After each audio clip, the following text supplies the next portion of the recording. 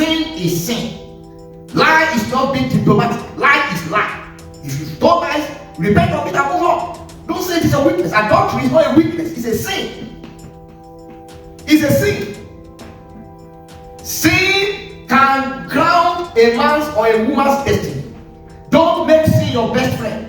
And like God's servant of blessed memory said, he said, we don't have a sin problem. We only have a sinner's problem. He said, get the sinner to Jesus, and the sin problem will be resolved. He said, we don't have a sin problem. So Jesus has solved the problem of sin by death on the cross. So the problem we have is with sinners. People who have become rebellious against God. Become rebellious against God. And they are looking at sin as something that's fashionable.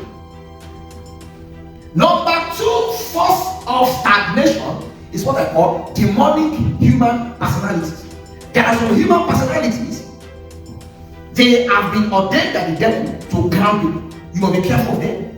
Once you have fellowship with them, you make friends with them, you work in their organization, you are in their church. In fact, we now have pastors who ground people's destiny.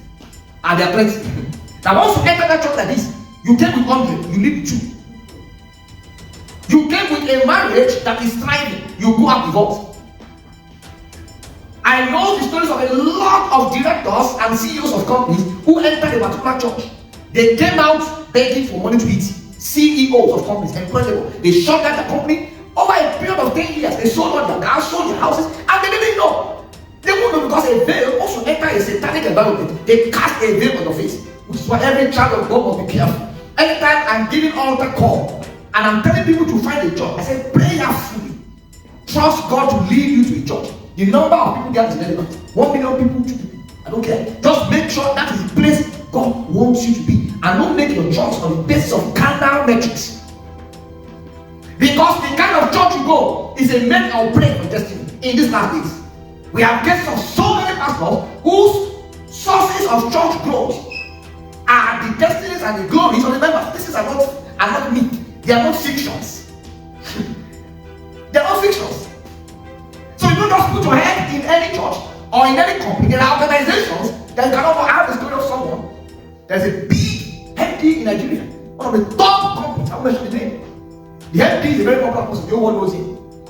And he was in his office, so they had one of his messengers like PAs that would go and clean up. And man was walking one day to the office of the boss, and as he saw 3 people. This happened in Lagos, Nigeria, wearing strange clothes. They walked to the office of the man, and while they sat down there, they were talking. And the man was at the door, and wanted to open the door. Maybe God wanted to help his destiny that day, and he kept quiet, and he will have them. And he said, the time is come for you to be sacrificed. The time is come. And he said, no, the one I did last year, is it? And you are happy. And this guy was not tiptoed. He said, maybe I'm going to use they want to use him. He left the company. He said, Jesus Christ. If you see this man laughing on the TV, if you know what these guys are doing, and this is not peculiar for Africa, you know now. This is not peculiar. You have to be in the spirits. There are some places you applied for a job and they refused you. You didn't know that you should have been giving thanks to God, but you're complaining.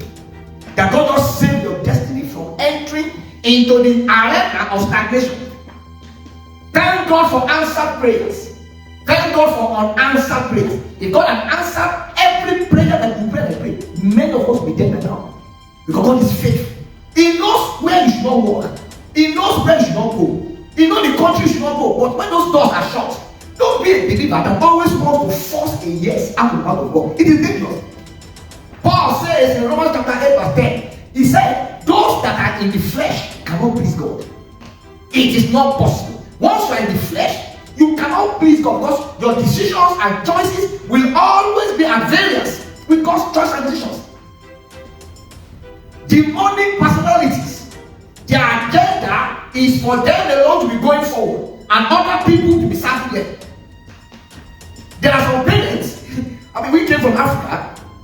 You send your daughter or your son to go and live with those people. They use your child to train their own children and they ground their own destiny. Plenty of them in the African environment. In this part of the world, if you do it, and the person reports you, police, you're in trouble. You're in trouble. You can't abuse people. They don't care whether it is occultical. Once they see abuse, you can't go and explain to them that, I'm sorry, something is going on, I want to do something for something.